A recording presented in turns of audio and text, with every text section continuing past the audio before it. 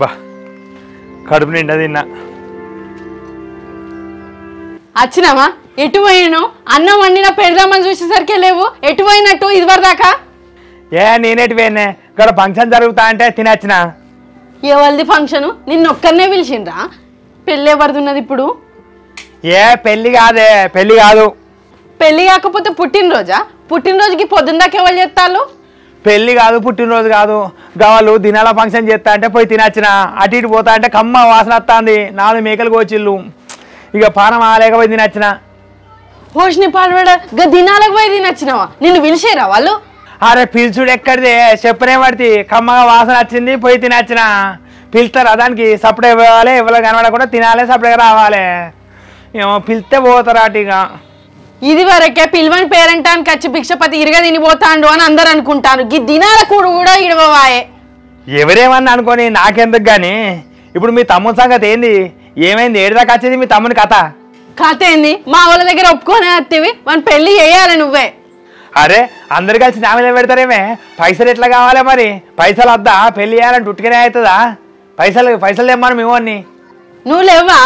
ఎంతైతే అంత ముందుగా అప్పు తీసుకొచ్చి పెట్టు, తర్వాత వాడే కట్టుకుంటాడు. వాడు చిన్నోడు, వానికి ఏమెరక?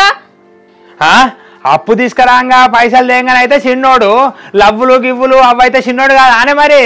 వాడు చిన్నోడు, వానికి ఏం తెలుసు అసలు? నువ్వు గిట్లా మాట్లాడుతాను. ఇంటికి పెద్దోనివి, నువ్వు ఉన్నావు, బావ ఎప్పుడు నా పెళ్లి చేస్తాడా అని ఏడ్చుకుంటా కూర్చున్నాడు వాడు. మా అవ్వయ్య కూడా ఇంటికి పెద్దోనివి నువ్వు ఉన్నావని నీ మీదనే భారం వేసి కూర్చున్నారు. నేను కూడా కదా చెప్తాను కదా, నువ్వు ఇంటికి పెద్దోనివి, మంచిగా చేయాలి బావ మరిది లగ్గం. నువ్వు ఏమన్నంటే ఇంటికి పెద్దోళ్ళని అత్త అంటది, మీ బాబు అంటాడు, నువ్వు అంటావు ఇంటికి పెద్దోని అని. నాకేమన్నా మీ ఆస్తులు ఏమన్నా మంచిస్తానే? ఆస్తి అంతా కట్టకపోయేది మీ తమ్ముడు, నేనేమో ఇంటికి పెద్దోని, అన్ని ఖర్చులు నేను పెట్టుకుంటున్నా. అయ్యో నేను చెప్పేది నీకు అర్థమైతలేదా? మొత్తం నిన్నే పెట్టుకోమంటానా ఏంది? ఇంటికి పెద్దోనివి కదా, మొదలు పెట్టు, ఎంత ఖర్చు అవుతుందో అంత మా తమ్ముడు తేరుకుంటూనే వస్తాడు. మొత్తం కడతాడని చెప్తానే వర్తి. ఇక పెద్దతనం ఇచ్చినావా అని ఇచ్చిరకబడతాను బాగా.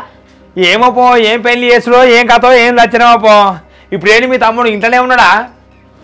వాడెట్టు పోతాడు? ఏడ్చుకుంటూ ఇంట్లోనే ఉన్నాడు. ఏడ్చుకుంటూనే ఉన్నాడా? ఏం ఏడిపోయేమో. ఎందుకు లవ్వులు చేయాలి, ఎందుకు ఏడవాలి?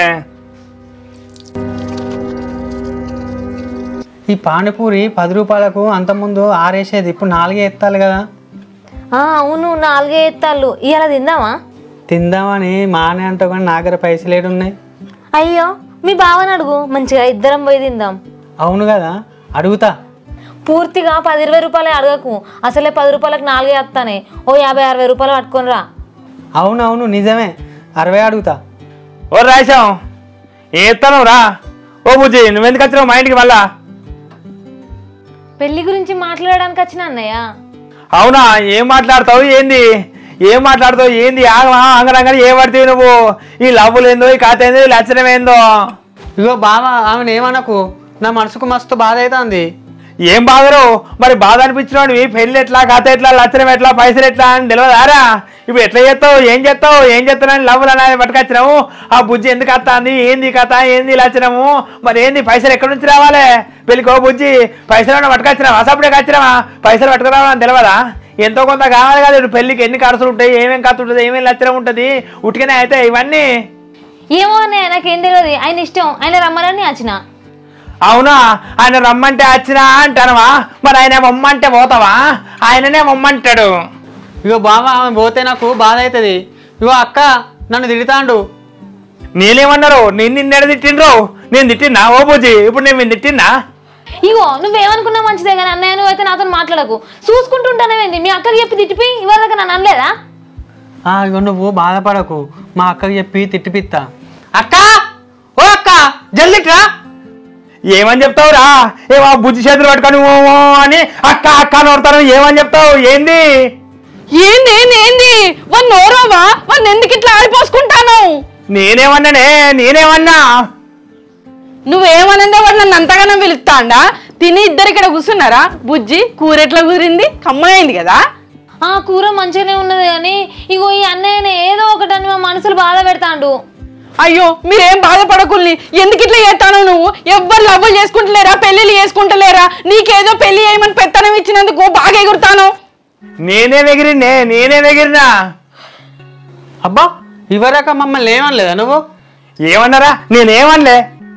ఇగో అన్నయ్య నువ్వేమన్నట్టయితే పానీపూరికి ఒక 60 రూపాయలు ఇయ్యి, అట్లయితే నువ్వేమన్నట్టే. అగో ఇయ్యి, నువ్వేమనలేదేమో. పానీపూరి ఒకటే తింటారా? కట్లెట్ కూడా తినండి. 100 రూపాయలు తీసుకోవండి, కట్లెట్ మంచిగా ఉంటుంది మన ఊర్లో. అరే మీరేందే, మీరు పిచ్చోళ్ళా నన్ను పిచ్చోళ్ళని చెప్తాలా? ఏంది నాకు అసలు ఏం అర్థమైతలేదు. ఇదంతా అర్థం కావాలంటే మినిమం డిగ్రీ చదవాలి బావ నువ్వు. అవును, మా తమ్ముడు డిగ్రీ చదివింది కాబట్టి అన్ని అర్థమవుతాయి. 10th ఫెయిల్ అయినా ఓపెన్ డిగ్రీ కట్టిండు. అయ్యో వీడు చదివింది డైరెక్ట్ డిగ్రీ కాదా, ఓపెన్ డిగ్రీగా? ఓ బుజ్జి, వీడు ఓపెన్ డిగ్రీ అంటే కాదు బుజ్జి. నువ్వు ఎట్లా లవ్ చేసినావు? నాది కూడా ఓపెన్ డిగ్రీ అన్నయ్య, మాకు అక్కడనే పరిచయం. మా వాళ్ళు 10 ఫెయిల్ అయినాక ఓపెన్ డిగ్రీ ఏమన్నారు. ఆహా దొందని. అయితే నువ్వేదో హాస్టల్ నుండి చదువుతానేమో, గిదే చదువా? అక్కడ నుండి చదివేది ఓపెన్ డిగ్రీ చదువుతాను అక్కడ నుండి. అవునన్నయ్య, ఆదివారం క్లాసులు ఉంటాయి, మిగతా రోజులన్నీ తిని కూర్చునుడే. ఈయన ఎప్పటికీ తిను తిను తిను అని అంటాడు, అందుకే ఈయన అంటే నాకు ఇష్టం. ఏంది తినమంటే ఇష్టమా? తినమన్నందుకే ఇష్టమైందా? మరి కాదా? నువ్వు నన్ను ఎప్పుడన్నా అడిగినావా? తిన్నావా అని అడిగిన పాపాన పోలేవు. తిన్నవా అని అడిగితే పాపాన పోతా, అందుకే అడిగా. నేను తినలేదు, ఈ కూర నచ్చలేదు, ఆ కూర పట్టుకరా, ఈ కూర పట్టుకరా, ఈ మటన్ కావాలి, చికెన్ కావాలి, ఏదైనా ఖాళీ వస్తావా అని నన్ను తిన్నవా అని అడిగితే నన్ను సపరేట్గా చూసుకుంటుంటావా ఇట్లేమన్నా? వాడేమో అట్లనట, ఆ బుజ్జేమో తిన్నవా అంటే ఇష్టపడుతుందట. ఏందో వీళ్ళ లవ్ వీళ్ళ కథ వీళ్ళు లక్షణం ఏందో నాకు అసలు ఏం అర్థమే అవుతలేదు. నాకు పిచ్చి లేపుతారు అందరు కలిసి. ఏంది మీ కథ ఏందో మీ లక్షణం ఏందో? నేను ఎంత మొత్తుకొని గాని. అవును, నువ్వు నన్ను ఎందుకో ఇష్టపడుతుంది? ఫస్ట్ పరీక్షల నాకు అప్పుడు పెన్ను వారకపోతే పెన్ను ఇచ్చినావు కదా, అప్పటికెళ్ళే ఇష్టం కలిగింది నాకు. నీకు చెప్పినా కదా. అవునవును, గుర్తొచ్చింది. అబ్బా ఎంత ప్రేమ వీళ్ళది. వీళ్ళ ప్రేమను చూస్తా అంటే ముచ్చట ఎత్తా అంది. 1000 ఏళ్ళ సంబంధం ఏంది. వీళ్ళ పెళ్లి చేస్తే మనకే పుణ్యం వస్తుంది. ఏందే వీళ్ళ పెళ్లి చేస్తే పుణ్యం వస్తుంది అంటారవా? మొన్నటిదాకా ఆడబిడ్డ కట్నం వస్తుంది అంటే కదా. అచ్చేది రాకుండా పోతుందా? నువ్వు లేట్ చేయకు, తొందరగా వీళ్ళ పెళ్లి అయ్యి పెళ్లి బట్టలు పత్రిక అబ్బా ఎన్ని పనులు ఉంటాయి. పెళ్ళి అంటే తొందరగా పనులు మొదలు పెట్టు. అవునా?